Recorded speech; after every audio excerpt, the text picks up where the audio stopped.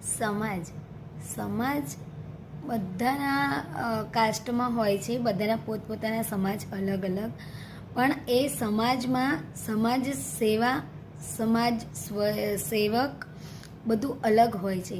તો તમે કોઈ તમારા સમાજમાં કોઈ દાન કરે છે, પુણ્ય કરે છે, કોઈ ગિફ્ટ આપે છે, તો સમાજવાળાની એટલી ફરજ છે કે જે લેવલમાં છોકરું ભણતું હોય, જે સ્ટેન્ડર્ડમાં છોકરું ભણતું હોય, એના લગતે કે એના યુઝફુલ તમે એને ગિફ્ટો આપો.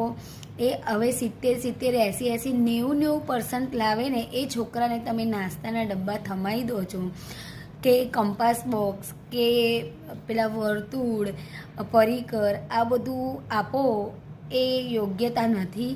એટલે તમે બાલ મંદિરથી 1થી સિનિયર જુનિયરથી તમે 5 ધોરણવાળાને તમે એવી ગિફ્ટ આપો ને એ માનવામાં આવે અને સમજવા લાયક છે.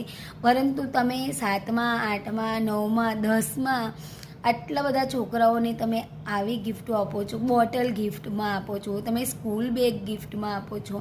તમે બાળકો 99% કે 90% લાવતા હોય ને તો એ પ્રમાણે એને ગિફ્ટ આપે અને તમે તો એને આમ ઉત્સાહ થાય, એને આગળ વધવાનો, આગળ ભણવાનો, અને એને એ ઉત્સાહ જાગે કે મને મસ્ત સરપ્રાઈઝ મળ્યું છે, ઇનામ મળ્યું છે, તો હું આના કરતાં પણ હજુ આગળ વધું અને પ્રગતિ કરું.